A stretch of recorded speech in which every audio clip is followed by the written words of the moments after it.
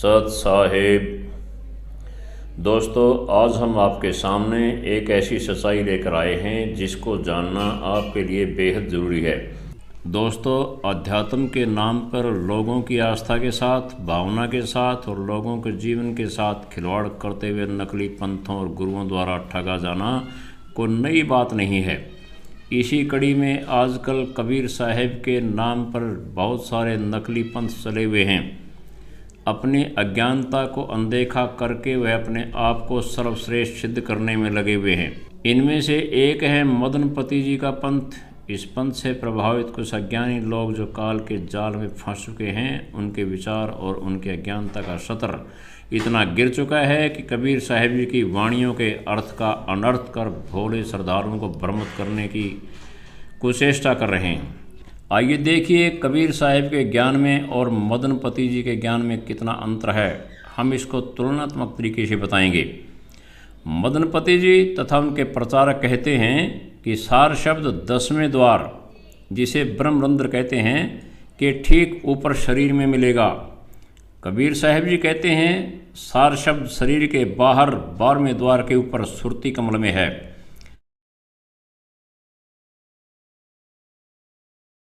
इनका ग्रंथ व प्रवक्ता बताता है कि हम सार शब्द को सीधा लिखाएंगे और किसी अक्षर वाले नाम के जाप की ज़रूरत नहीं है। सार शब्द प्राप्त होने के बाद उसमें सुरती लगानी है। सुरती को सार शब्द से जोड़ना है। ऐसा अभ्यास करने से एक दिन आपको सार शब्द परमात्मा का साक्षात्कार होगा। इसके बाद आपका स्वरूप परमात्मा जैसा हो जाएगा। कबीर साहब कहते हैं कि बिन सतगुरु को भेद बतावे, नाम प्रताप जोग ही आवे। काया तेजो बाहर होई, भाग जीव पावे पुनि सोई। बाहिर को मैं कहब ठिकाना, सुरती कमल सतगुरु निर्वाणा। कबीर सागर ज्ञान सागर पर 87। सुरती कमल का बूझ ठिकाना, द्वादश दर पर हमारा स्थाना। सदग्रंथ साहेब पेज 465। सुरती कमल सतगुरु हैं भाई, जिन अक्षय वृक्ष की राह बताई। सदग्रंथ साहेब पेज 469। इन वाणियों का अर्थ समझने से पहले हमें यह जानना होगा कि सार शब्द को सतगुरु भी कहते हैं, शब्द गुरु भी कहते हैं। एक वाणी और सुनिए। देही को सतगुरु कहे, यह सब धूंधर ज्ञान। चार दाग आवे नहीं, वाकु सतगुरु जान। इन वाणियों में कबीर साहब व गरीबदास जी महाराज ये समझाना चाहते हैं कि सतगुरु या सार शब्द का मूल ठिकाना सुरती कमल में है, जो 12वें द्वार के पार सतलोक में है। इन वाणियों से प्रमाणित हो गया है कि सार शब्द 12वां द्वार पार करके सतलोक में सुरती कमल में है। जब तक हमारी सुरती वहाँ नहीं पहुँचेगी, तब तक सार शब्द की झलक स्वप्न में भी नहीं मिलेगी है। अब आप स्वयं निर्णय करें कि सार शब्द ब्रह्मरंध्र अर्थात 10वें द्वार में है या 12वें द्वार को पार करके सतलोक में है। आपके सामने प्रमाण सहित निर्णय हो गया है कि सार शब्द 12वें द्वार के पार है, जो कबीर साहब ने बताया है। 11वें के बाद 12वें द्वार में जो आदि नाम अक्षर है, उसको भी अजपा विधि से सुरती नृत्ति से अजपा जाप किया जाएगा। तब वह 12वां द्वार खुलेगा। तब जाकर सार शब्द प्रकट होता है। सार शब्द कोई आलू प्याज नहीं है, जहाँ मर्जी वहाँ मिल जाएगा।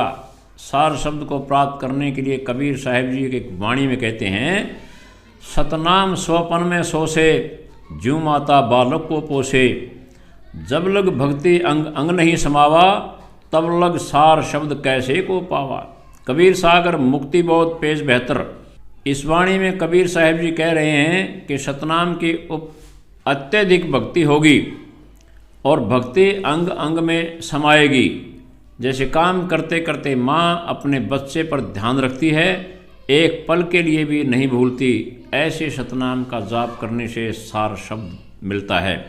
सार शब्द कब और कैसे मिलता है, इसे बंदी छोड़ सतगुरु रामपाल जी महाराज के मुख कमल से भी सुनिए। आपने सतगुरुदेव जी के मुख कमल से सुन लिया है तथा कबीर साहब जी की वाणियों से भी सिद्ध हो गया है। अब तो कोई भ्रम नहीं रहना चाहिए। जब सार शब्द मिल जाएगा, फिर हमें उसका सुमिरन सुरती नृत्ति से करना है।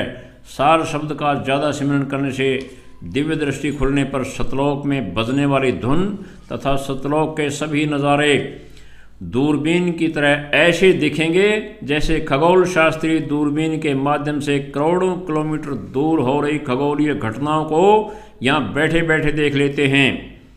इसी तरह यहीं बैठे दिव्य दृष्टि से ही परमात्मा के दर्शन होंगे। उसके बाद जीव को हमेशा के लिए जन्म मरण से छुटकारा मिल जाएगा। वाणी में कहा है, दिव्य दृष्टि खुली हमारी सार शब्द से टोया वो, गरीबदास गायत्री लापी शीश पीठ यम रोया हो। सदग्रंथ साहिब पेज 946। इस वाणी में गरीबदास जी समझा रहे हैं, जब सार शब्द की ज़्यादा कमाई हो जाएगी तो सार शब्द के द्वारा हम परमात्मा को प्राप्त कर पाएंगे और काल शीश पीट कर रोता रह जाएगा। तो साथियों, मदनपति पंथ वालों को सार शब्द की परिभाषा का भी पता नहीं तथा इन्हें सार शब्द की भनक भी नहीं है, ना मिल सकती। ये सार शब्द को शरीर के अंदर 10वें द्वार के ऊपर बता रहे हैं, जबकि कबीर साहिब जी ने 12वें द्वार को पार करके सतलोक में सुरती कमल में सार शब्द बताया है।